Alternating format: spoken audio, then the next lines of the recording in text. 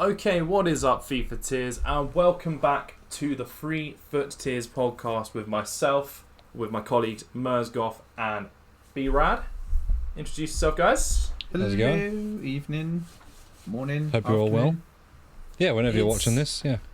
Very true, very true. It's an interesting sort of time of the year. We're in that little lull period before Team of the Year, in which EA proper baited everyone into Team of the Year so far, haven't they? It's almost as bad as the nominees, but arguably worse. No, this is worse. Yeah. This is worse. I mean, we speculated, didn't we, between us all? We were like, okay, what is it going to be? Well, we think it's going to be Team of the Year nominee cards like they did previously, where everyone's just going to be one rating higher, 80 players in. They're not going to be that much more expensive than their base cards, but it's just something to fill time. And, yeah, loading screen, get the actual day come, warm up SBCs, basically a pre-FIFA almost, like the end of FIFA 21 leading into FIFA 22. That's what we got. We got like you can do these warm up SBCs and get some packs to start your journey and all that kind of stuff. And I mean, don't get me wrong, you know, you get a rare mega pack for the daily warm up challenge thing. So you know, it's a free pack for all those bronzes you got sitting around, I suppose. But yeah, I think everyone expected something a little bit better. Well, I mean, that's if you think that is better. Well, it is. It's better than nothing, isn't it? I mean, Because essentially that's what we got. I mean, it would have been a load of people pack saved a whole bunch in the matter of a day. We're doing every upgrade pack available just for, we've got to use these now if we want to open anything for our series. Not my problem. I've not had to do that, but I know certain people spammed the heck out of player picks. Yeah. And were left high and dry. Yeah. Which is not the most optimal situation to be in. No. But yeah, even if it is, as you say, the nominees, it would have been basically like having tradable versions of the next generation cards, but yeah, it's something. And just like if they'd have like done, even if they'd have done something original, like dare I even ask for that, but something original where like they did like a player pick for an SBC where you could have picked like one of the forwards as an upgraded like nominee card, so you could do like the SBC, and that would give you a choice of some Team of the Year nominee players, and it wouldn't necessarily be like all the best ones, because obviously, you know, they don't want to give you the best ones all the time, but something just for you to sort of get involved in, get a bit interested in. Oh, can I pack this, you know, one rating higher Messi in my forwards player pick? You know, it just would have. They had an opportunity, as they always do, and they did nothing with it. That's the problem. I mean, it depends how you look at this, I guess, because when it says warm up, I mean, it's given people a last chance to get a whole bunch of specific packs towards. Like, I remember there was the 83 double attacker, Yes. midfielder and defender each time during Team of the Year last year.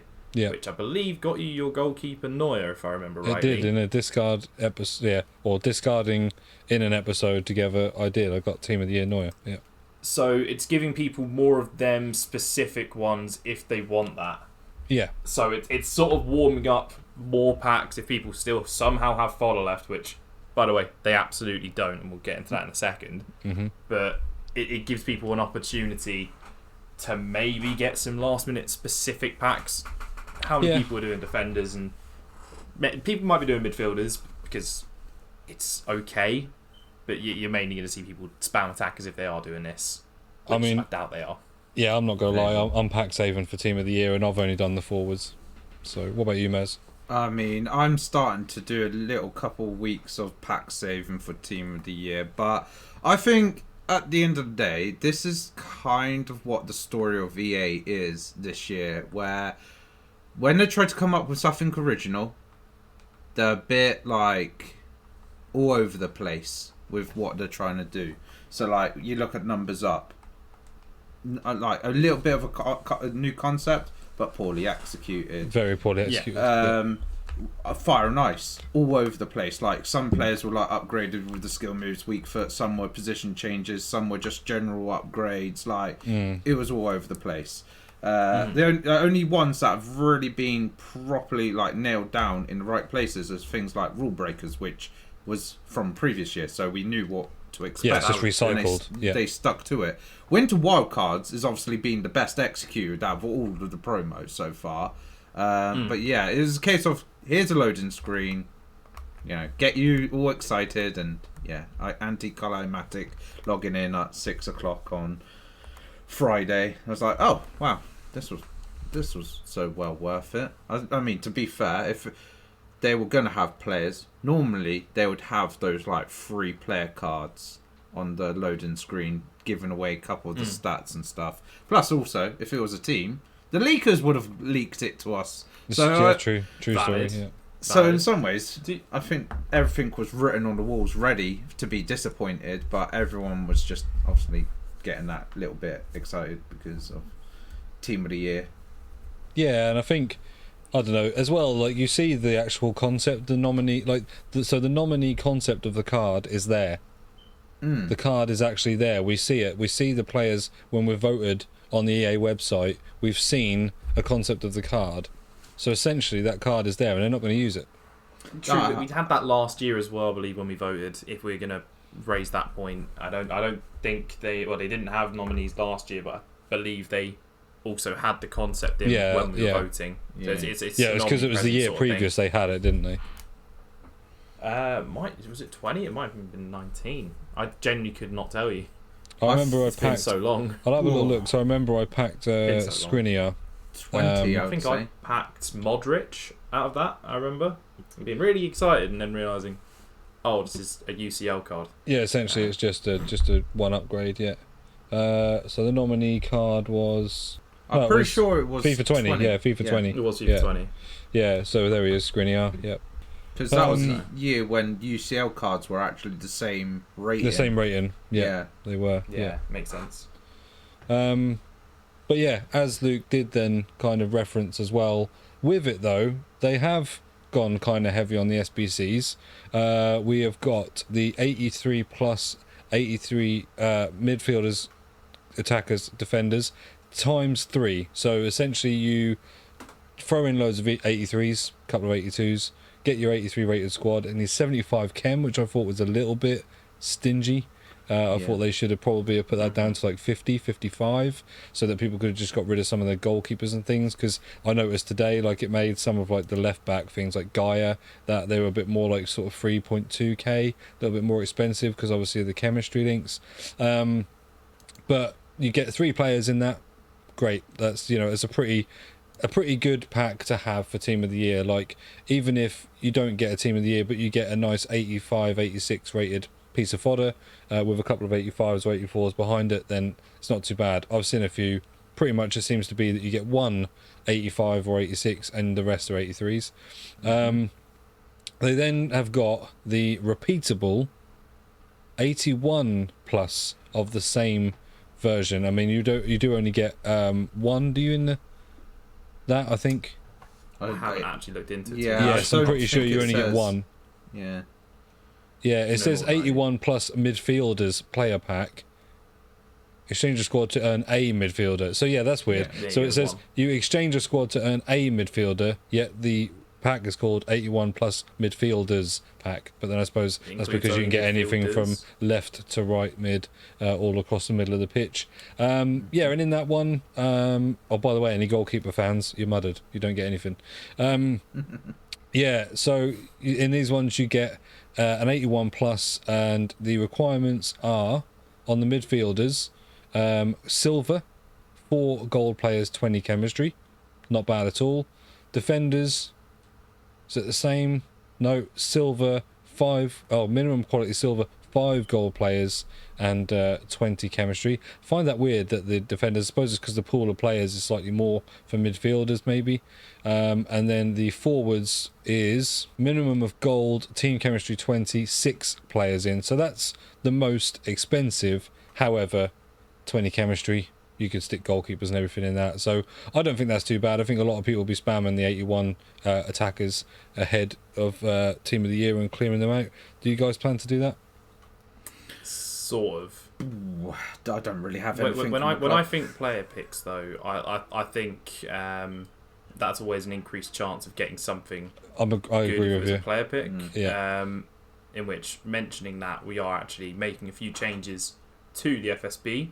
Just to briefly touch on that, we are moving our old series back to our main channels, and we are also, on top of that, introducing a new series to replace them that is possibly involving player picks. We'll get more details in that in the coming weeks, but that's just a little thing to touch on whilst we bring that up.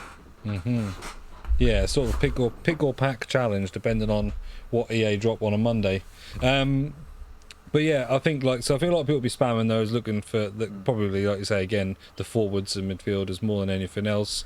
But what people will be spamming them for also is to get some good fodder, because EA dropped an icon player pick, base or mid. I've seen a few videos. I'm sure you guys have seen them as well. They look like the most hit or miss player picks I've seen. I've seen everything from Eusebio, everything down to, I think I saw one today, and it was Lineker, Veron, and I want to say it was like Ian Wright, or no, it was Lampard. I think I've seen a worse one than that, featuring some of the same. I've seen some tragic ones as well. I've seen a Midakocha as the best thing going. Which, the SBC, right, not that anybody is ever sinking coins unless you are a content creator. The actual, the SBC, last look I saw was at 800,000 coins. So let's just check what it says on Footbin now. Yeah. So 200. Where does it say it? Where does it say it? Oh, there we go. 775,000 coins. Mental. No one's sinking that in for a baby Owen. But a lot of people will be able to generate fodder. Now those people will be torn between saving it for Team of the Year or doing it now because they're excited about this. However, what we've noticed is you might be able to do both, because this says it's on for 12 days, and we think Team of the Year is out on the 21st. So, if you have jumped on the train already, you probably shouldn't have. I would wait, and I personally, not to try and just toot my own channel or anything here, but I have over 100 packs, and I am doing a pack.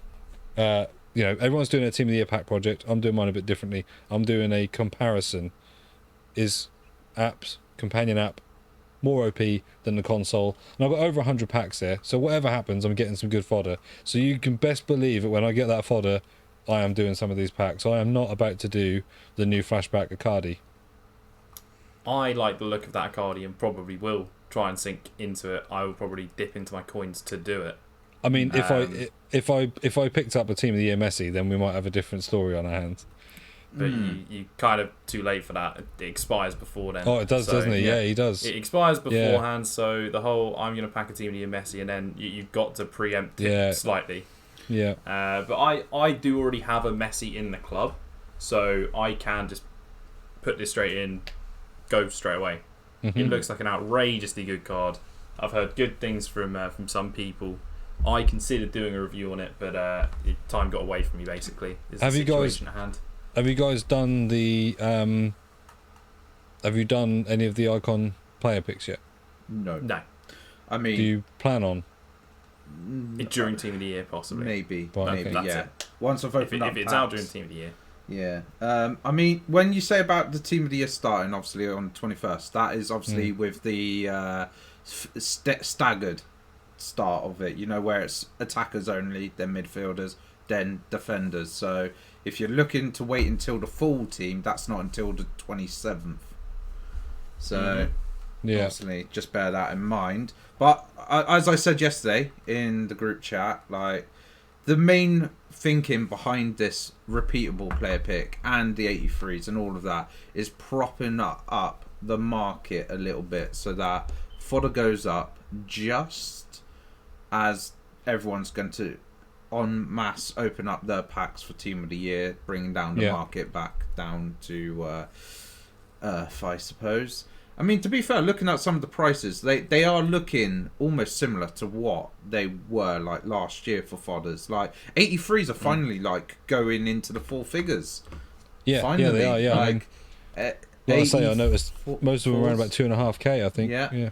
84s are like 4,000 plus when they've been maybe like 2,000, 2,500 for quite a long period of time. Yeah.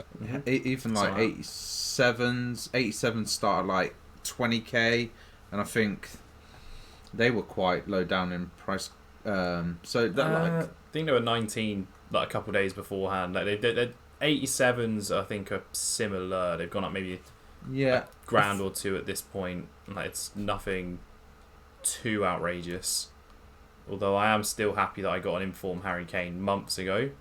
And held on to it, and now he's worth 71k.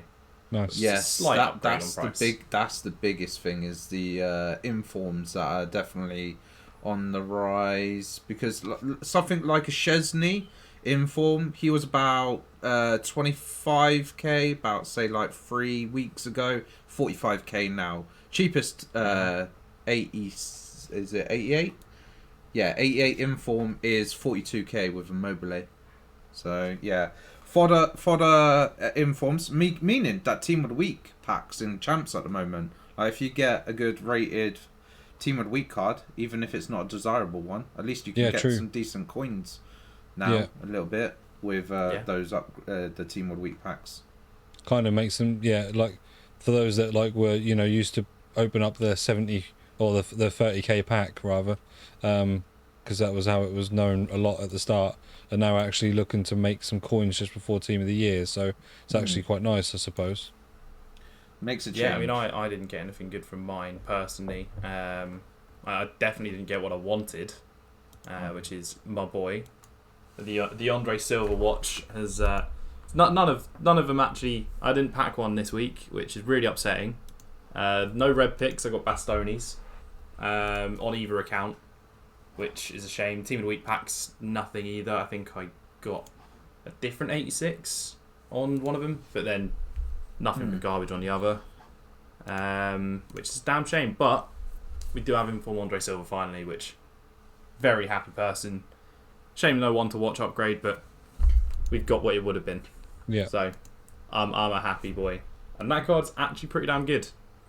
I will vouch for that. It's actually good now, even in the minds of some people who don't like that sort of stuff. Well, and moving on as a nice segue, are there any things that could make this card a lot more usable on the horizon, Wes? Well, there is some major changes coming in on FIFA. Well, PC players will know too much about these changes because it came into effect last week, but us console users will be seeing these changes in a couple of days. Now, looking at the patch notes, it was very, very lengthy. So it had like your normal breakdowns of like Ultimate Team, career mode, gameplay changes. But on the gameplay changes alone, there was 43 bullet points. So I'm not going to go through each and every single one of those because I'll be here people. For a while. For a long haul. But what I've done is I've broken down most of the key ones, and I've written them down so I can read them out, and I've shortened them so I don't spend as long reading each one out. So trying to go through them now. So start off with driven passes are now more likely to be intercepted by players in their path, because I think driven passes were definitely like the most OP form of passing apparently. Brad will be happy about like start of these sort of changes. Auto switching will occur slightly faster than before when using 1 or 2 bars for corners. So like when you're using your custom tactics, more players will now be positioned outside the box. Improved AI defensive marking in short corners, so against Timmy TikTok corners, as I call them. Timmy TikTok. In a situation where a jockeying defender is nutmegged, they will no longer perform a animation in which they slip when turning. Okay. Reduced the frequency of AI slide tackles. Removed some lunging animations that occurred when a controlled player attempted to block a ground pass or short lob pass. Now, the next lot is more to do with maybe glitches or bugs or something like that. So, goalkeeper animations when shots were close to them between the knees and head. Shots within reachable distance and instances of goalkeepers deflecting shots into their own net. Right stick. I've benefited from that recently. Right stick switching to centre back when it was switching to a different player, and player switching in general. So just like changing all of that. Fouls not being called on late challenges. I've experienced a lot of that both ways. Yeah. Instances of Russian goalkeepers not reacting to the ball and just like letting ball go past them. Basically, I think that's what it's meaning. Player switch indicator switching from centre back to another player in inappropriate situations. Now, this is what I think Brad was complaining a fair bit, because obviously, you know, it would go, oh, do you want your right back instead? Yeah. Drag to drag skill move unintentionally being requested. I've had this a few times where my player will just start doing drag to drag like situations in the opposition box when I'm like, I didn't even request that. Why are you doing this? Potential stability issues that occur during penalty shootouts. And that is just basically it. There are some other minor things, but I thought those weren't as quite important to talk about because, well, yeah, we want to focus on the big things right here. So I think let's start off with obviously the player switching, because I know Brad has mentioned this a fair few times in previous episodes. So you happy with the fact that they're sorting out the player switching? I mean, I'll be happy when I see it. So like, I feel like the idea is long overdue. Yeah, definitely. Like, it needed to have been done a while ago.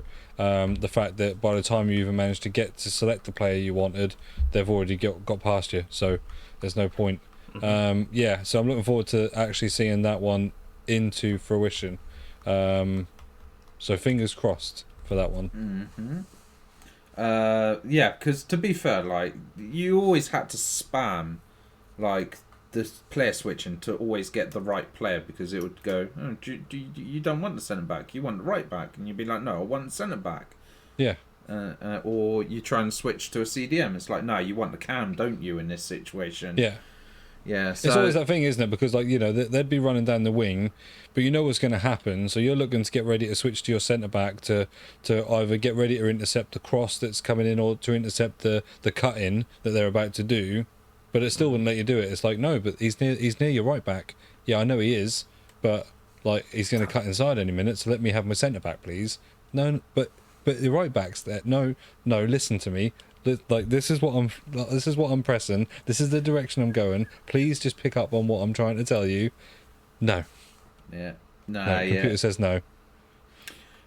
One thing I would say about the corner situation. Now, I know I've had these instances where I've selected one. I've got 2 bars on my corners, so I don't want as many people forward. But I always find I still have the same sort of number of people in the box, and I still have roughly the same amount of people trying to defend, like, outside of it. So hopefully that would improve that sort of situation where I won't get counter-attacked as much. But I also think the drop back merchants on this game with the 1-0 lead as well?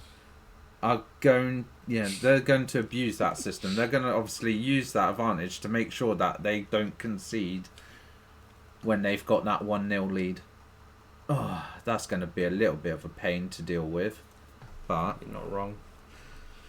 We got to take it as it is. And then obviously goalkeeper animations. Obviously it doesn't because I didn't see EA's actual official patch notes because I couldn't find it. Because sometimes they like to do these like little video clips of what the new animations are going to be.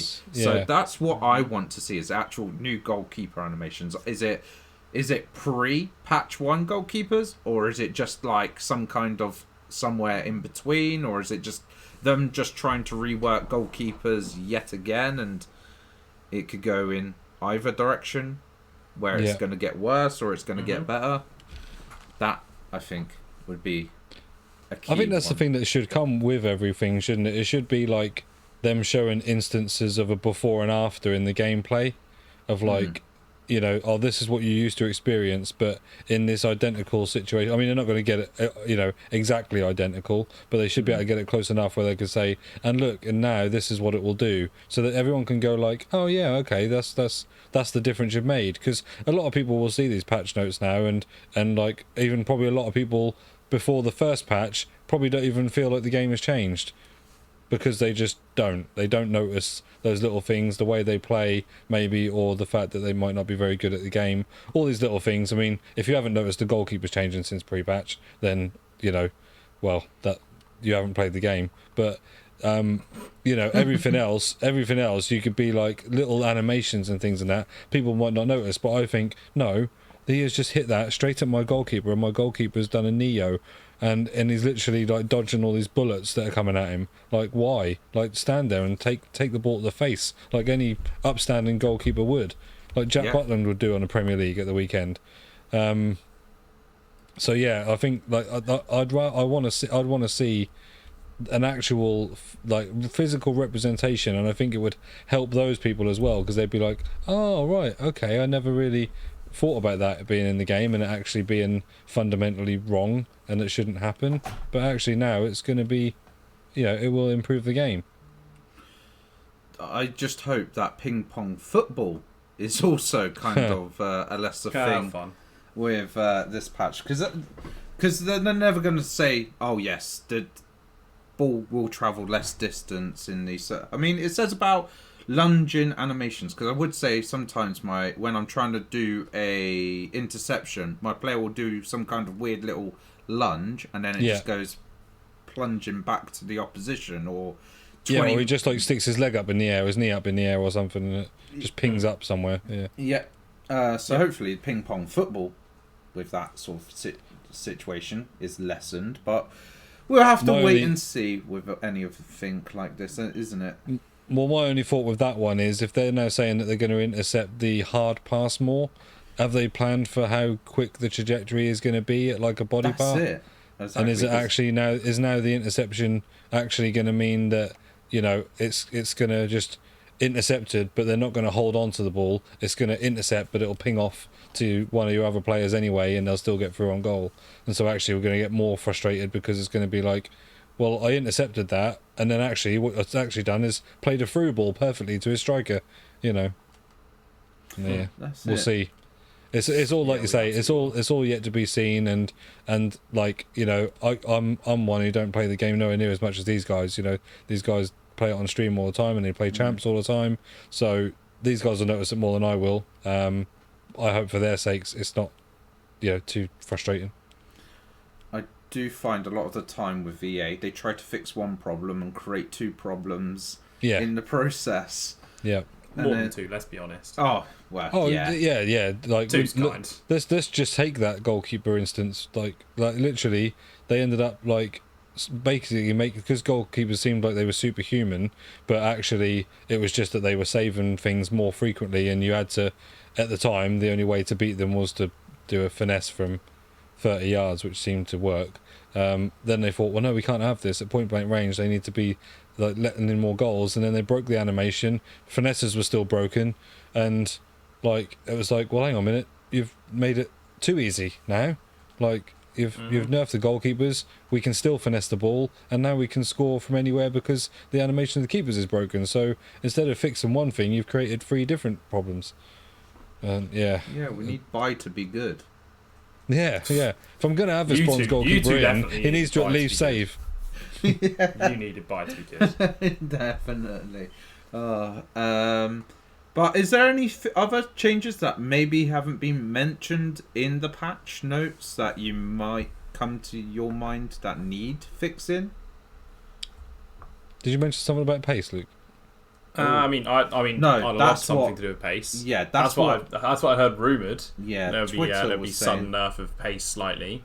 I'd Yeah. have taken that as not well, on one account I'm a pace merchant, the other one less so much. But both of them, I'm an Andre Silva merchant, and that I'm guilty. That card would be even more insane in a thing where pace wasn't as prevalent. But Yeah. I mean, asking for a pace note. When was the last time we can remember pace being irrelevant on FIFA? Or not even straight up irrelevant. Like there was 1 year I remember it wasn't as good. I'm just trying to remember which year that was. Must be I'm early tempted to say, like days. 16, 17 sort of Yeah, times. I was There was then one of them, thinking, but was it 15 on was ultra 17? pace. Because 17 was when I fully started committing a bit more. But yeah, maybe it wasn't before that, because I feel like ever since I played it, pace has been pretty huge. 15 was ultra pace. That was near post OP, pace abuse, etc. I remember those days with Dumbia, Barbo, etc. I swear there was 1 year where everything was a bit slower, not as pace orientated. And not saying just the beginning of this year, but some other time they tried it and then people went, ugh, no, and then suddenly pace got better. Yeah. During like the first patch. A year when But- the actual gameplay was good. That was a long while ago. Yeah, exactly. And even if I try and argue 15's was good, I mean, I look back at FIFA 15 fondly, See, I'm going back to but like that's nostalgia. Road to World like- Cup FIFA 98. You know. I mean, pre-Frostbite basically is essentially what it is. Frostbite engine FIFAs haven't really been. I think those ones have been the most problematic years. When did Frostbite come in? Was that Probably like 18, 19. I was No. thinking somewhere around that sort of time frame. But I think that's about FIFA it. 17. Yeah. But FIFA there's 17 was the non-paintball. Yeah. Was that the Frostbite engine? When Frostbite came in. Yeah. There you go. It might have been the start of them. So it probably was, I and don't you're probably right. It's probably that when it became a pace merchant, and it might have been 16 that FIFA was the last 16 might have time been that patient. start of year. pace Bear in was mind, non- still everyone Yeah. loved the likes of. I remember 16 people loved Connor Play Anchor. That was Oh, when he yeah. got his footies card, Yeah. etc. That was the year of Connor Play Anchor, etc. So, which is a freaking Christ knows how old card. But talking of old, Benítez is old news. I think that's not really a shock to anyone nowadays, especially when they lose to a team like Norwich. Who not scored. Don't you get on this? You always say you're not a Norwich fan, so you can just go back to your I'm not a Norwich fan. We won. Yay! Yeah, no, Can't be having that. Yeah, I live Can't here and be I keep an having eye out fair for them, weather. but I'm not a Norwich fan. Yeah, that's it. Yeah. Exactly. So when you lose to a team that hadn't scored in, I'm gonna say about 900 minutes. I think it was. That was the stat I heard. Yeah. Or 9 hours. Sorry, it might have been 500 minutes. But outrageous that they've then gone and scored twice. One of them. Do you know what that reminds me of actually? Specifically this game. Do you remember when Palace under the ball hadn't scored for how many games is it? He got sacked after 4 and then Hodgson took over and they still didn't score for a couple. And it was an own goal that broke the duck. It was Azpilicueta scoring an own goal. And that led to, I think, a 2-1 win that day or something. And it's pretty much Frank mirrored. de Boer, when he was manager of Crystal Palace. Yeah, and then Hodgson took over and it was still a Yeah. little dry spell for a few games. And then Azpilicueta Yeah, I feel scored like an own goal. they were at like 7.5 games or something. Something like that. Yeah. And it seems to, whenever there seems to be something like this, I don't know why, it just seems to be an It own gets goal broken breaks by an the own duck. goal. Yeah. And then in comes Adam Ida, the Irish guy, coming in, gets a goal as well. Benítez though was on the ropes. Like I'm pretty certain I remember hearing stats of he only won 1 out of a. Oh God, please no, because that one game is. I'm going to Arsenal. try and grab the stats quickly now. It was Arsenal. It was a last minute winner over Arsenal. Yeah, there's if you remember, we were recording that night we were. because it was the most insane. Because didn't like Richarlison had like 3 disallowed goals. Was that game? Something crazy. Yeah, it was. Yeah. Was Yeah. that game? Okay, yeah. Then he had a hat trick of disallowed goals. Yeah. Yeah, and they finally ended up like scoring, and getting their just deserves. Yeah, I mean, like let's not sort of like sugarcoat it. No, none of the fans. Well, I say none of them. A majority of the fans didn't want him there in the first place. Yeah. So They you ended did up. give him a you chance, got, though. That's you one got thing I will say is they did give him a chance despite it. They got behind him on the opening day, etc., against Southampton.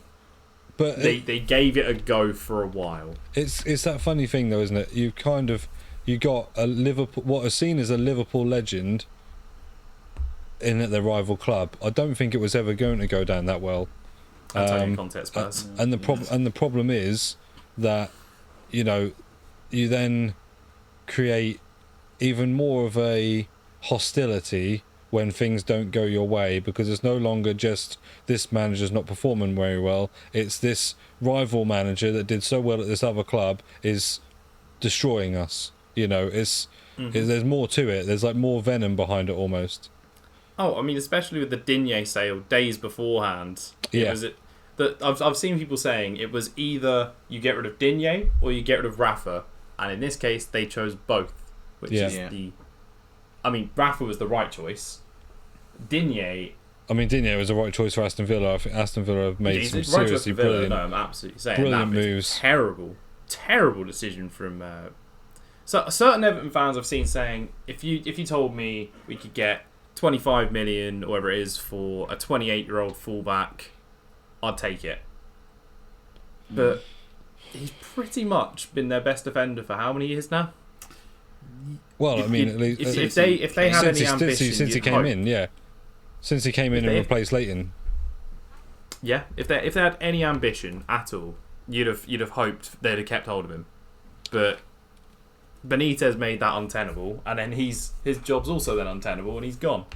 And it's also the case though of like if he gets sniff of a potential transfer as well, does he really want to stay at a sinking ship as well? So I think it's not just them, if he's getting word of like the buzz around Aston Villa at the moment, and there's a team that wants him, and they're also a team that are in the running to sign Philip Coutinho, and you then think, hang on a minute, like this team are moving somewhere. My team are, well, we're not doing anything actually. We're stagnant. In fact, we're less than. To be fair, before this, if just looking at where they were in the table, Villa I think were 14th at the time of Coutinho signing, etc.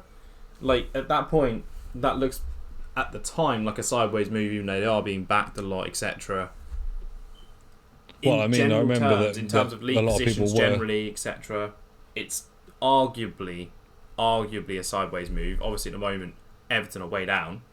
But if we look at previous seasons, if we look at how this current season is going, 14th, not exactly that big a step up. Obviously, with Phil Coutinho arriving, you'd expect that to change. Yes, definitely. Considering pre-season, I said they'd finish 5th.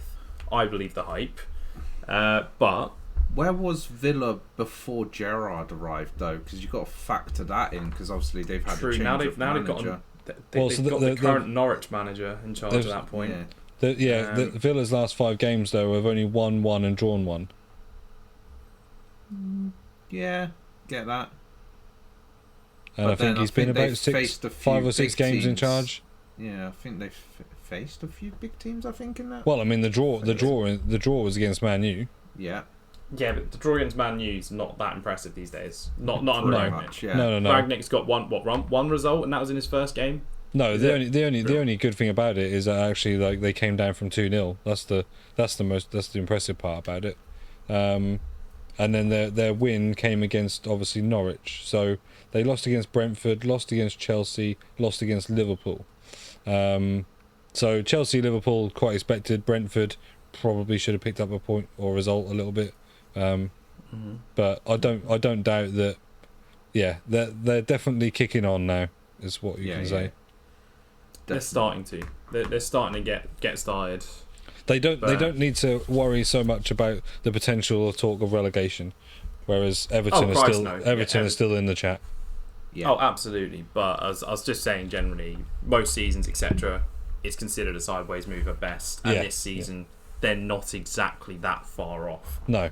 Even, and bear in mind they've had Calvert-Lewin injured for Christ knows how long, etc. But Richarlison was out for a while as well, wasn't he? He was, yeah. And talking of obviously players doing well this week, we have the team of the week this week in football. Obviously, in which there's a few cards that look okay. There's a few headlines possibly getting upgrades. What we've seen here. So, I'm looking at the FUT one for those wondering at this present time. There's a few standout cards though. One being a certain pace merchant in the Bundesliga. Jeremiah St. Just is looking on for, and they probably will give him the featured Team of the Week card. I would have thought so. That would be rumoured to be 84 with Christ knows how much pace and then good defending stats. Yeah. In which the fact it would be coming out possibly around Team of the Year, if Team of the Year is on Friday, that means this card's going to be dead cheap. Yeah. I mean, I loved Gvardiol already. Gvardiol's card, for me, did a job for such a long time that was about 10k. That was about 10, 15k. Yeah, I think it was. Yeah, so about what is his be, price actually going to be? He will be in that price bracket anyway. Well, the thing that's going to keep him a little bit high is the fact that the Icon SBC will still be around that time. So that will keep him a little bit raised, I suppose.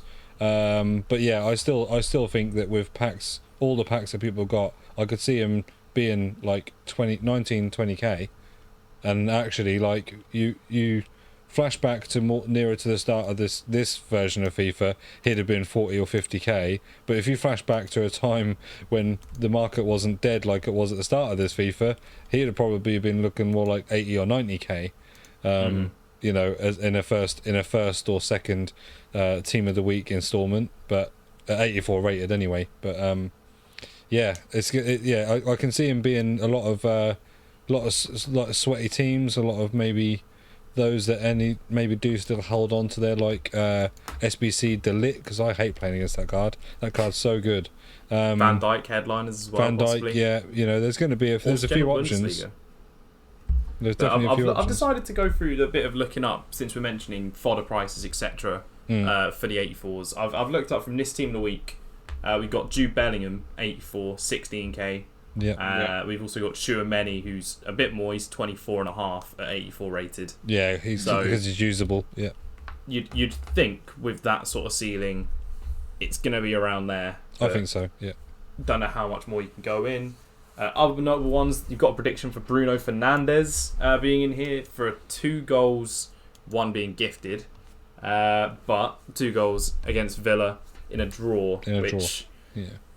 Will they give out such a... Because we've seen, obviously, he's not quite on the level of Messi, Ronaldo, sort of Neymar, etc. when trying to get a special card. No. But it would be his first Team of the Week. I think he's already got the Team of the Group stage, but that's about it.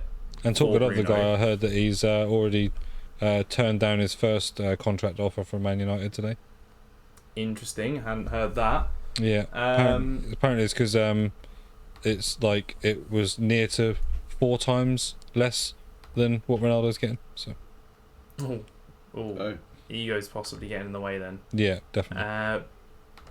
Right, looking at more of these. There's a couple other good cards in here. I'm seeing there's a Ben Yedder, which we love having the rat around Team of the Year, which is all good. There's a Muller for fodder, Fabinho for fodder, Galashi for fodder, Mobley for fodder as well. Second informer Mobley looking like it's a thing.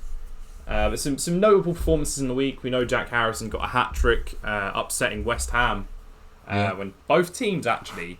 This brings me to a topic which I've mentioned to Mers midweek. Obviously, North London Derby called off when I believe you had less than 13 players available. I believe it was something like that. From the squad, obviously, youth players would have probably taken that over 13. But in terms of the 25-man team that you get to name or something like that, yeah, we had only less than 13.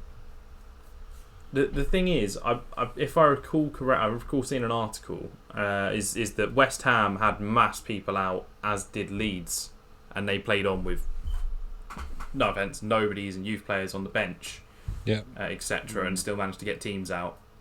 Now, obviously, the fact both of them did, I assume, is why it went ahead, and obviously not wanting to put a team at such a disadvantage in a big derby is, I guess, why Arsenal got theirs called off. But it's a bit... You hate to see games getting called off these days. You really do. But at the end of the day, the thing is it's not Arsenal the ones that submit, but it's the panel that decides whether the game gets postponed. So, like, everyone who's hating, hate on Arsenal for submitting it, but then it's the panel that says, you've got justifiable reasons. The panel could easily say, field some youth players in amongst that. And put them on the bench, but I think the general stuff comes from the hypocrisy of literally days earlier. I think that's why most of the things have been flaming Arsenal recently, given they're trying to duck us. Liverpool waiting for players to come back in the cup, only for no, hang on, we've not got enough people now. We need the game called off against Spurs. Yeah, it's the and obviously I'm sure if Spurs get a game called off in the next couple of weeks, I'm sure I'll be called a hypocrite here. But I think it's a double standard that's happening there. I think it's not just that as well. Like, you look at, like, so knowing what we've gone through all this last couple of years and stuff, they needed to establish, if something like this was going to happen, that there needed to be an agreement that fit all, right? Because that is the main thing. That's the problem that everyone's got, is the agreement's not fitting all. West Ham and Leeds are playing that game with far lesser players and lesser teams, and that game is still important to them. Let's not take away from both. One's chasing Europe, one's fighting to stay in the league. Exactly. So at the end of the day, these guys want their best teams out. They've got players that are inexperienced going into still what is one of the biggest games of the season. However, it's a North London derby, which is money for TV channels, like, as well as money for ticket sales. And so I think some of that sort of stuff comes into play as well, whereas it should be a case of, well, no, that doesn't matter. If we're playing the game with less men, or we're playing the game with less teams, or we have to field youth players, we have to do it. That should be the same rule for everybody else, and it's just unfortunate that if that falls on that time. But no one thought about it until it was already like, well, we haven't got enough players. So what are we going to do? I feel Spurs set a really bad precedent to go already on the hypocrisy argument. We were one of the first teams to get multiple games called off. Yeah. The Burnley one, we couldn't really avoid. That one was due to weather. The snow was horrendous, pitch, etc. Yeah. But then we had back-to-back games against Brighton and Leicester called off, which I think Leicester was on Leicester's part more than Spurs's, but Brighton was definitely on our part. And you had your European game. When you look back, honestly, at what's happened in the last year, if Spurs getting through in the cup against Leyton Orient had to forfeit the match. That was dodgy. The fact that if they're postponing games constantly now, but then way back in the cup, Leyton Orient didn't get their payday because they were meant to play Spurs. I'm not sure it was home or away, but normally they get split of the ticket sales. They get split the sales anyway now, yeah. Because of COVID, they didn't get to play. I believe, was it Derby at one point, weren't able to register a team for the game when there was Rooney and Christ knows who else out. Like, when the manager's out in himself, plus I think about 10, 15 players in outbreak, games, I believe they got kicked out. I think they did field some, like, youth players as well, didn't they, in some matches? Like, in the starting 11. They absolutely did. So the fact that in even a year prior, stuff like this was happening, and they were, no, sorry, void, you're out, next one's in, default win. If they went to do that in the previous season, they probably should have, whichever team's not able to, either commit to sticking to that, or, as I say, make it clear that no, we're doing this. Yeah. And it's consistent throughout, set a consistent guideline if you're not able to. If they've said, with I think the Arsenal one, if you have less than 13 available, whether through injury, and obviously, if it's through injury and players missing generally, because I think if I remember seeing a thing, Arsenal's one, the only player that was out not injured with COVID was Ødegaard, possibly Smith Rowe, I don't know, but apart from that, them two. Is the new procedures that are going to make games postponed because of COVID, or are they going to be because of injuries? If it's because of injuries and suspensions, that personally, to me, and this might sound biased because it's about Arsenal at the moment, but generally, if this was Spurs early in the season, etc., if you can't field players because of that, give the 3 points to the other team. You can't field a team. Yeah, that's a forfeit at that point. I think personally, to me. I think if it's because of COVID, if it's because of a medical emergency, etc., something like that happening, postpone the game. But if it's because of injuries, and etc. that you can't field it, I think that's where the line should be drawn. But Personally, do you also think I don't now know that, if you guys agree? do you think that might change now anyway? Because we're now talking about moving into normal, like, basically they're saying that potentially at the end of this month all restrictions will be scrapped, right? So essentially we need to live with this now like it is a flu, because essentially it is what it is. And like, so if that now happens, you know, anyone can pick up colds, flus, illnesses. It's just that this one, obviously, we started off as a global pandemic, and now it's, you know, we're on another variant, and there no doubt will be another variant, and we're all getting boosted and jabbed and all this sort of thing. But do you not also think that if the government and everyone else are going to say like this is going to be the new norm, that if someone's out through illness, then it's going to need to be the same kind of rules to apply? Like, Yeah, I get it. so. I get it. Injury is different, but it's the same, isn't it? It's like they say, well, we all Once had it's flu defined, yeah. and we were around each other, and so he picked up the flu and he picked up the flu. Like, it's just because we're calling it a name. You know, it's called COVID. It's called Omicron.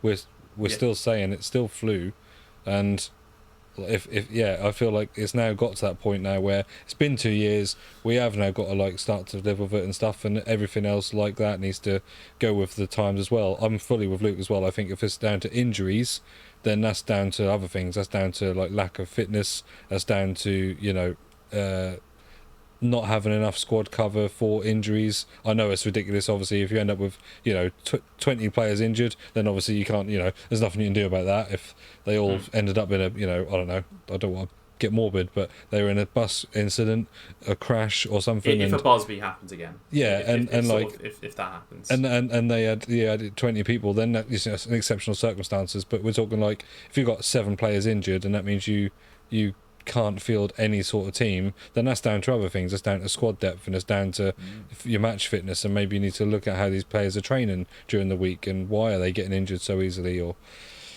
you know. So yeah, I'm with you. I think in that instance that the game gets forfeited, or they field whatever team they can field. Well, yeah. I mean, I've got a couple of examples. You've obviously got Liverpool last season with their defensive injuries and stuff. They had to play CDMs.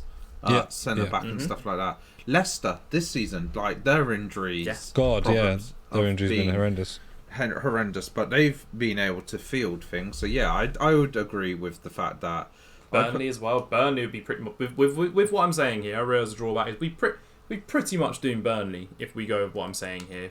They're about 4 or 5 games behind. Yes. At the moment in hand, they're trying to get another one postponed, which would be 5. And they're bottom at the moment as a result. If that everything got voided, the only one that wouldn't be the Spurs game, because that was weather bound, as we mentioned.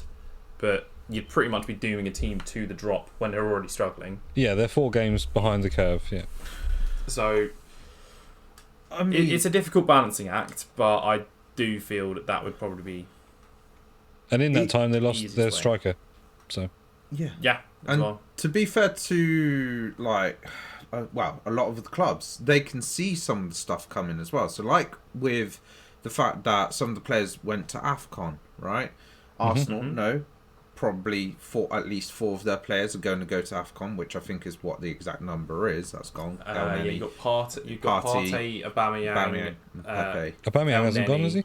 Yeah, Aubameyang's gone. I believe he has. Yeah. El Neni and Pepe. Yeah. So, in some ways, they know the transfer window opens on the 1st.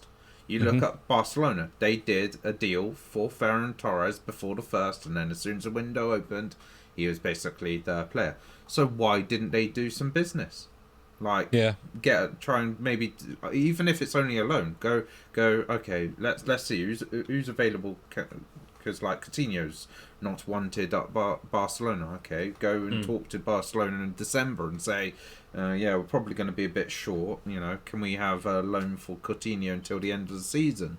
You know, they could have easily have done that. The problem with that is then loans will become less and less available because other teams will need to keep their players for the exact same reason.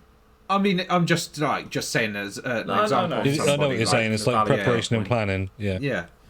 Like they could have easily got one, at least one person, you know, preferably through the door within that sort of first week before the actual AFCON players went away to play in the competition. So I kind of agree. In some ways, it shouldn't have been postponed. Even if I know it would have been probably a slaughter fest, but in some ways, it probably should have been played. You know, we've got to face the consequences. Yeah. Yeah. Like if it's down to Xhaka, if it was going to be... The thing is, if this would have been played, if Xhaka hadn't been sent off, then that would really push the boat out even more. That guy's kamikaze. That would probably drive home that last little bit, that tiny bit more going. Something wrong with that guy. If it was one player, that would have been painful. Probably is partially down to that, to be fair. I think that is the biggest one of the big factors is Xhaka's red card, but they won't admit to it. They'll just say it's injuries, AFCON absences, Odegaard's thing, and the red card. But yeah, they're obviously playing it out as it's everything, but it's probably Xhaka's red card. Good old Xhaka. But yeah, in terms of those informs, I mean, yeah, there's most of them fodder, aren't they? Again, most of them are fodder, but some there's a couple of nice looking ones there. I think the 3 or 4. There's Thilo Kehrer as well for chemistry. Yeah, I mean, I'd like to try the St. Justin series. I think just to see what he's like I did with Gvardiol, like you did probably as well. But if you're going to get Immobile, you're probably going to get his Europa card and other things. But yeah. Ben Yedder, I think he's already got an inform as well, so I think that's actually going to be above the Europa card. Could be wrong. Yeah. I don't think the Europa League card got upgraded. So I think it's an 88 versus an 89, so it's a minor upgrade. Yeah. And it'll be cheap as well. So. I think we did compare them last time he got his inform. Yeah. No, so it should be, his Europa's 89, so it'll be the same as his it's the exact same, but it'll be dead cheap. So the Europa card's 90k, fodder price for the inform is probably going to be about 60k, isn't it? 50k, 60k? Mm-hmm. And Laborde's obviously, I don't know if I even mentioned that earlier, Laborde's getting his headliners boost from the looks of it. Yeah. We'll see how much when EA decide to lean into the headlines, obviously after last week's controversy, which I'm here for all the time because it gave me an Andre Silva, so definitely not biased. Well, it was 3 people that were predicted and not a single one of them made the team. So which just tells you EA didn't want them upgraded at that point. They just wanted too early. To go, no, hold up. I would, because with the Wilson prediction for this one, I'd argue that because the game was on a Wednesday. It was actually on the night of the. It was actually on the night of the Premier's Team of the Week. Okay, well, I have a feeling that match won't be factored in. Won't happen. Yeah, it's happened before where that's not happened. Which, to be fair, if Fulham's results get put in from next week, then certain members at EA ain't going to be happy because they got Birmingham tomorrow. The Birmingham. It was a Tuesday. It was Tuesday. Yeah, it was a Tuesday. My bad. Yeah, so actually, it shouldn't be counted. It was before the last team of the week. Then he's not getting it. He's not getting it. Good. No, don't know whoever created this. There you go, Aaron Grimmer. You shouldn't have calling out footbin. Jesus. Yeah, you shouldn't have done this, right? Yeah, you representative of Footbin, one of the biggest database for FIFA cards. There goes that sponsorship. Right, so I think now that we've had that, we've had a lot of answers to stuff in the week, but I think you guys have some questions. You do, and we have a new person with the submission today. So let me just bring up the questions. I believe it was Natsel's the name of the person. I believe it was. Yes, it is. Natsel is asking, what's your favourite thing to get from a takeaway? But I think what I would do is we'll say, what's your favourite type of takeaway? So like Chinese, Indian, etc., etc., and then like break down that order type thing. So like what you're ordering from that takeaway. So what would be your go-to? Like if you were in the mood for anything, what would your first choice be? What are you saying, Brad? You like always answering quite heavily into these food things. Yeah, this is a tough one because I feel like I can. It does really depend on my mood. I don't have one where I think I definitely want that tonight. The one we probably have most is just a standard kebabi. Yeah. And from there, I sort of change from a mixed doner and chicken kebab with all the salad, garlic sauce, and some cheesy chips, to a half-pounder doner burger. So essentially a burger with doner meat in. Okay. But I would say that like what I do, I love a good Chinese. Do love a good Chinese. My general, Chinese. we get some sweet and sour chicken balls, we get some rice, we get some chips, we get some chow mein, we get some crispy shredded beef, and just kind of have like a little bit of everything of those. Like, you know, rather than I do like a chicken curry every now and then, but if I would have that, then that would just kind of be my one meal. Whereas with the shredded beef, the chow mein, the rice, the chips, the sweet and sour sauce, and the chicken balls, and my local one that I use, when you order that, they always give you a portion of the mini spring rolls for free, as well as prawn crackers. So you get all that as well. So I think that is nice because I like being able to have loads of different things. Yeah, I mean, that's the thing about Chinese, is it's really good because you can have a variety of things on the plate, whereas in most other takeaways you tend to have one or two things. Meal. Yeah, Yeah, basically. you have like the one meal. Because for me, Chinese-wise, I also get a chow mein, the crispy beef, then I'll get maybe like duck in plum sauce, maybe like chicken in cashew nuts and black bean sauce or something like that. Nice.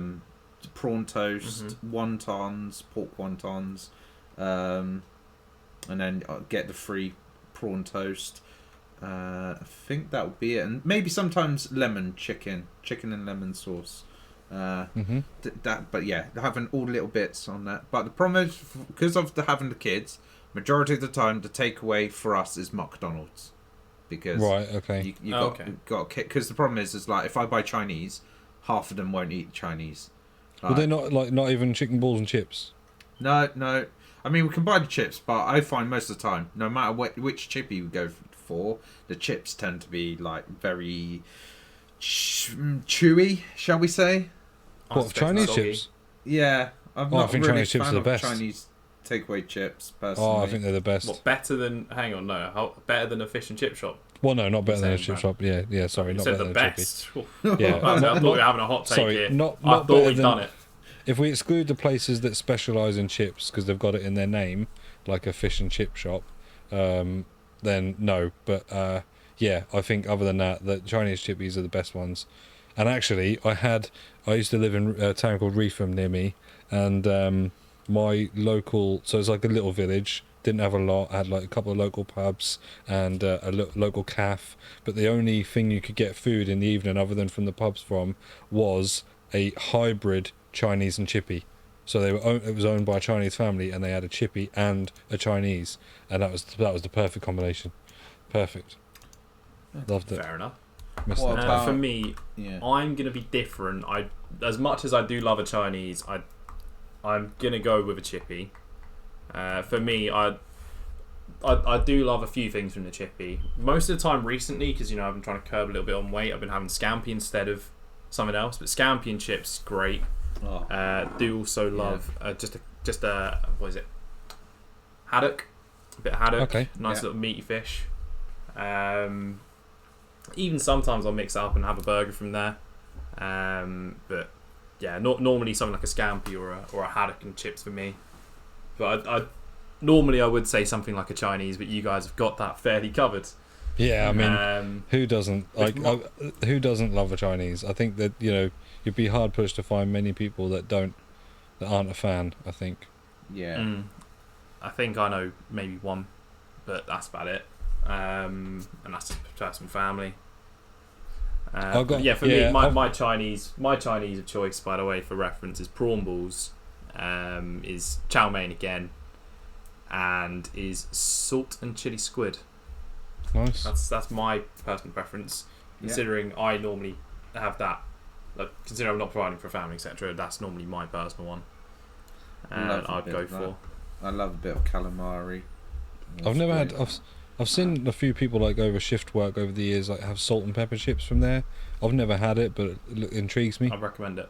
But yeah, big fan of Chinese, and yeah, nothing too controversial about that one. Yeah, I thought there was for a half second. Nah, there's no controversy in the food this week, at least. Anyway, then I wasn't really gonna go with this question, but I'm gonna have to.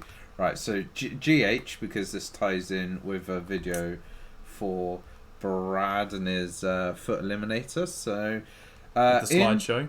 In our house, we have a bell like the ones used in school, and my mum will ring it when it's dinner or lunchtime. Unbelievable moment. Is this odd? Plus, do any of you do anything like this? So I think the start of it, I think the reason that he's asking is it odd is probably because of my reaction when it went off. I was like, what the hell is that? And he's like, oh, let's say lunch is ready. So at that point I was like, what? You need to explain to me more. Like, what do you mean that means lunch is ready? He's like, oh yeah, my mum's got a bell.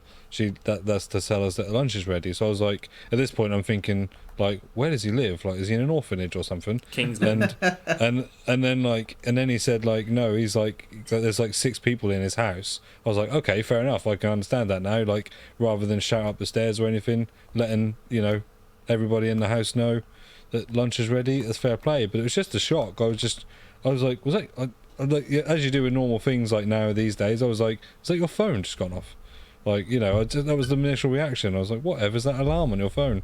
No, that is yep, that was the lunch bell. I think it is strange, but I the only reason I think it's strange is because obviously we've all done collabs with George. We've seen how old George isn't, and like, so that makes me think that his mum's not particularly that old. But obviously that's just an assumption, and I think that a bell is an old person thing. Yeah. In the sense that, like, I imagine my nanny or my nanny's nanny, you know, having it, but maybe not, you know, someone who would be maybe in their, I would estimate 50s, like George's mum might be. Yeah. So it was just a shock. If anything, it was just a shock.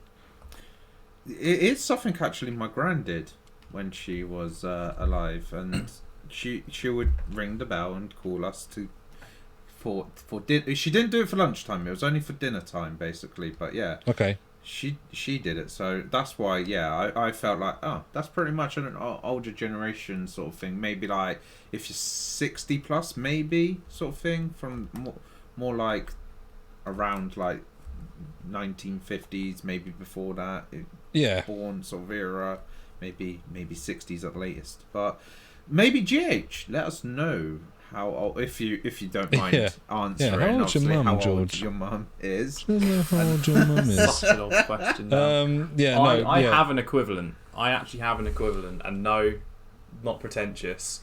It's just that whenever my mum seems to cook, the smoke alarm seems to go off, so we get a nice little alert that dinner's nearly ready. And I'm not even joking on this. Like about funny. 3 times a week, she'll pull something out the oven and the smoke from the oven, not even smoke, but like, like just like the hot air from the oven, the steam comes up and hits the oven. Like, okay, 5 that's minutes. Hilarious, yeah. Oh, that's good. Dinner was done 10 minutes ago.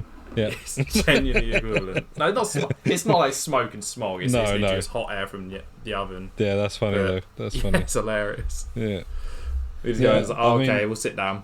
So I personally haven't had any experience of it. Like, even my grandparents didn't have it, but if anyone was going to have it, I would have associated it with my grandparents. But yeah, it's just a different culture. It's one of those things, isn't it? Like, I suppose everyone's like has like their little quirks and things that, like, so I'm going to touch on something now which is definitely going to probably cause some controversy. With my so it's on my mum's side, her mum and then my mum did it as well. When it comes to roast dinners on a Sunday, we always had Yorkshires first, essentially as an appetizer, as a starter.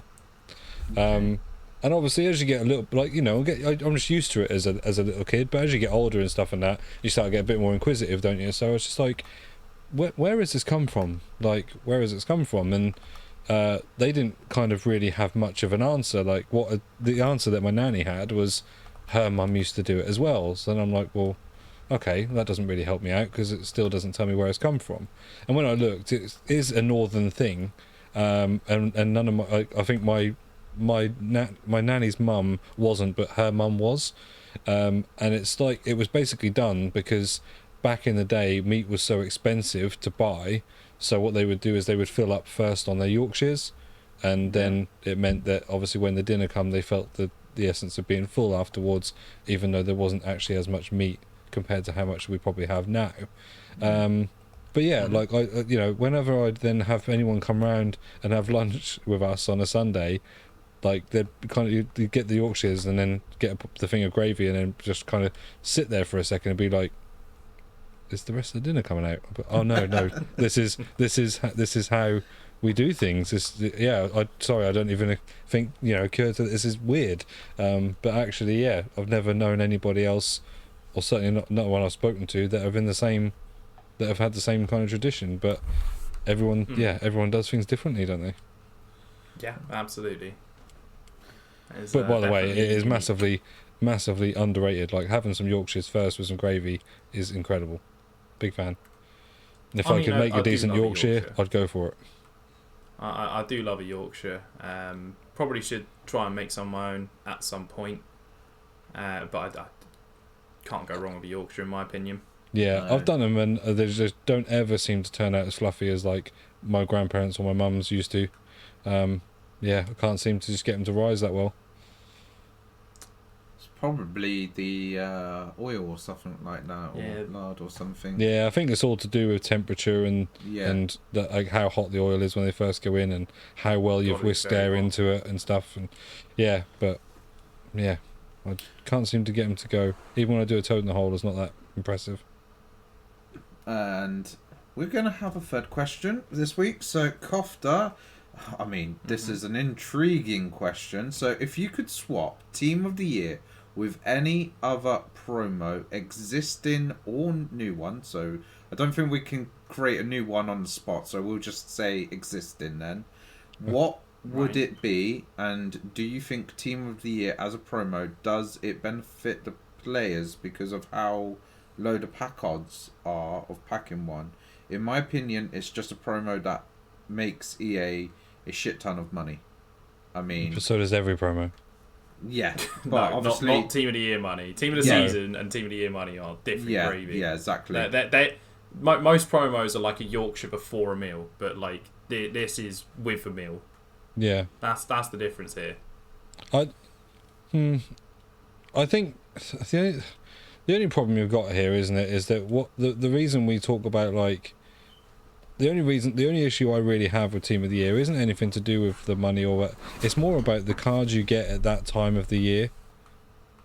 I think, like, I know, like, they're talking about they're not, you know, it's not as frequent to pack them, but it's just that thing of, like, getting a 96 or 97 or 98 rated card now before any of the cards are even remotely getting that close towards it. I mean, obviously you've got your likes of Messi and Ronaldo, and that might get there if they had a few informs through the year, but by this time really no one's getting to that sort of heights. You have to wait to Team of the Season before anyone gets that equivalent card. So that's the only thing I have with it. In terms of a promo that I liked that I haven't seen, I really did like Shapeshifters, but they kind of use it in other promos now. Yeah. So I would like to see a full Shapeshifters promo, because, like, you know, we had like Freeze Gosens, you know, that was a centre back and things like that, like not that long ago, and I think, like, that's nice, but I would like a nice dedicated Shapeshifters promo again, where, you know, you just got some like of your Van Dijk at striker kind of cards and things like that. That was during Record birthday, Breakers, I believe, wasn't it? Was it for birthday? Yeah, it was for birthday. For birthday, Van Dijk striker. Yeah, I think that's and I think they should they should change it and make it so that is only something they do. Like, I'm not talking like any movement, because obviously we know from seeing things that happen in just Team of the Week, sometimes a player goes from playing left mid to left forward, or a player goes from playing left back to left mid, or they go from left mid to playing as CM. Like, that happens anyway. But to have these crazy cards that, like, where you get, like, you know, just that one player that's moved from striker to centre back, or a cam to right back, and things like that, like, I like that concept, and I wouldn't mind seeing something crazy like that, and just being a bit more inventive with the cards, and then leave like FUT Birthday to just deal with the skill moves, upgrades and things. Luke, what are you saying? I don't know what would really replace it, because obviously it's such a monumental point in FIFA. Yes. It's relevant because of the time scale. It's not Team of the Year just because we'll pick January. It's Team of the Year because that's when all the sort of World 11s etc. are assembled. So you can't physically move it from that. And I do enjoy the fact that there is something big to look forward to, despite the fact I've never packed one. There's always something to chase, and it's an exclusivity. Like if I do end up packing one this year, it will feel like a big deal. It is something that you can either then set yourself for the rest of the year coin-wise, if it's tradable, hopefully, or it's a card that you can sit on and you can use for the rest of the year. Yeah. What? When did talking of cards randomly? When did Rooney come out last year? Was that February? Rooney's card that was used for the end of FIFA, pretty much. That sort of end of the era card. Like cards like that. If we're saying sort of cards that are 96, 97, like Rooney's card was 93, are we saying it's too early in the year for something like that at that point? If that was considered an end game card at that point, do we delay cards like that and go, right, we're going to release an end of era promo? Is that the idea? Like, obviously that would not be Team of the Year time. That would be round about summer heat. Team of the season, want it earlier just after. People want the nostalgia. Yeah. But like around that time, would that be a worthwhile promo idea? It's not exactly what the brief is here, but that if we're considering Team of the Year to be too early, too soon, then sadly that means we might lose some flashback cards, some end of era cards based off of actual retiring moments. Like you'd probably have to move stuff like that. So I think Team of the Year is one of the few spectacles we have left. That and Team of the Season that have been going since what? FIFA 12, FIFA 11, maybe even FIFA 10. Like, this is an institution. If we suddenly get rid of that institution, we're left with Team of the Week, which everyone's fed up of. Yeah.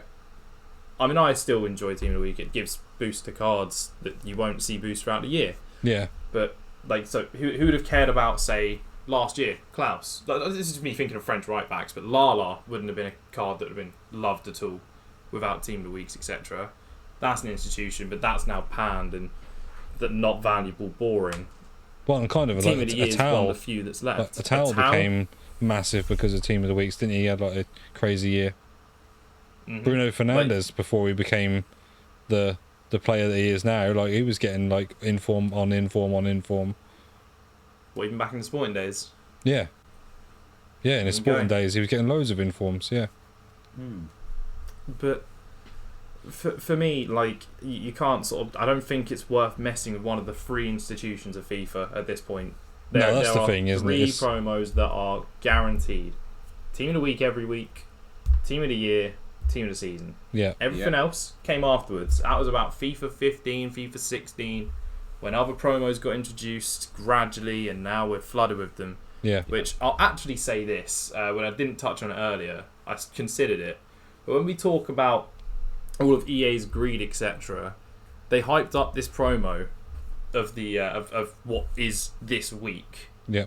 And it's been more actually giving upgrade packs than anything else. So it's actually, there's nothing in packs for EA to go, apart from, do you want to fuel these icon player picks? Spend money. That's the only way they're being greedy this week. And to be fair, people have been asking for repeatable icons for Christ knows how long. So maybe we've got this wrong about the hype for the Team of the Year. Maybe we've got that slightly off. I could be seeming like an EA shill right now. I don't know, but I think it's not. Maybe this warm up Team of the Year is not such a bad thing. Maybe we're looking at it from the wrong perspective. Yeah, Upgrade packs left and right. and sort of little SBCs is just causing fodder to rise to prices that people have wanted fodder at for most of the year. So maybe this is a thing that everyone's looked at as a massive disappointment, but actually, depending who you ask, it could be viewed as a success. Yeah. Yeah. Certainly. And are people invested in the game because of the psych on SBC? Yes. Is they getting hyped before Team of the Year? Yes. Yeah. It may be used as a thing just to waste your packs before Team of the Year to get stuff for the icon packs, but obviously they're still around possibly during Team of the Year. Yeah. So it rewards both sides. Maybe we've just looked at this all wrong. And that is the thing we said. An hour said, and didn't 20 we? minutes later, this might be a good realisation moment, but... Well, that's the thing we said, didn't we? We said if it turns out that they've released this and then they know that people are going to be pack saving and that opening packs, and actually they're going to reward people by saying, hey, look, when you get all these fodder, you can actually now put it into these SBCs, then actually I don't mind. Like, that's nice, because you're bound to get duplicates, you're bound to need to put fodder somewhere, and why not have the risk of getting a baby Eusebio or whatever you guys want. Like, I'd love a Mid-Eto, personally, but yeah, so that in that sense it is good, but I think maybe there was just a little bit of expectation of that we were going to get the nominee players, but do I really care? Not really. I wasn't going to open my packs for them. Like, my packs are for Team of the Year, so changes nothing really. And that's the other thing, is by having Team of the Year now, roughly, in terms of between the start of the game and Team of the Season, roughly about the halfway point, it helps keep the interest within the game, like stops people from maybe drifting off and losing interest in FIFA. People because the talk doesn't just start a week or two before Team of the Year. People are talking about Team of the Year at the start of December. You're talking about it there's the maybe interest even earlier. Yeah, exactly. I'd say earlier than that. There are people going, all right, I'm going to start start of FIFA purely for Team of the Year. Yeah, they're going, okay, I'm going to start saving up my packs. What packs am I going to save? Am I going to save everything? Am I only going to save certain pack types? And so it helps keep that interest. And then once Team of the Year dies, people then in their head well, to be fair, it's only 3 months until Team of the Season. Okay, let's start the Team of the Season hype, essentially, at that point. So I think it is not just there for the institution of the fact that it's one of those 3 key pillars of FIFA. It's there to help keep the interest, I think, as well, within the game, to stop people from petering out and going, do you know what, I'm a bit bored, I'm not really liking these promos, there's nothing really to be hyped about. Okay, I'm just going to go and play other games now. I think it just helps keep that interest within FIFA a little bit. Yeah. And besides, it looks like they've got this year's Marcel Sabitzer out of the way with Gundogan. So maybe we'll get some good value in Team of the Year. Yeah, God. 500 and... What was it? Something 550k? 550. Jesus. Might be a bit higher now. With the Absolutely should be higher. It will be higher now because of the Icon SBC. So yeah, that's crazy. Crazy money. Yeah, if you guys have done it and used it, let us know. But yeah. If you're FUT FG and a diehard Man City fan, then maybe you've suffered from this card. Yeah. 620k now. Yeah, that's insane. So, and it's insane. Aubameyang, who when he first came out was 460, 480, something in that region. He is also 620k. So I definitely won't be doing Aubameyang then. It's alright. No, you can do him next week. Yeah, Aubameyang is here until the 9th of February. Yeah, so he'll go down massively. Yeah, he will. We'll revisit this conversation of Aubameyang's price when we're mid Team of the Year, and just see how much the market has been affected by all the packs that people have saved and stuff. Yeah, be interesting to see.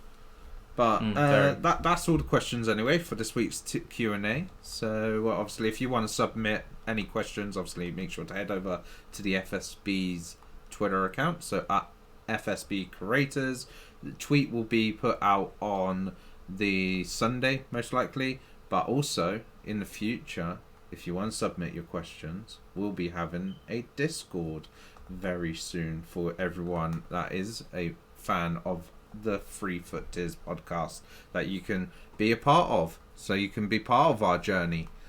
So obviously keep your eyes peeled because the link will be down in the description down below once it does 100% go live. But as for this week's episode, we are done and dusted. Is another episode done. I hope you guys have enjoyed listening to this episode. And Brad and Luke, as always, thank you for being part of the episode. Always a pleasure. Never a chore. No Yeah. problem. And we will see you all in the next episode. Bye bye, guys. Cheers, guys. Peace out, guys.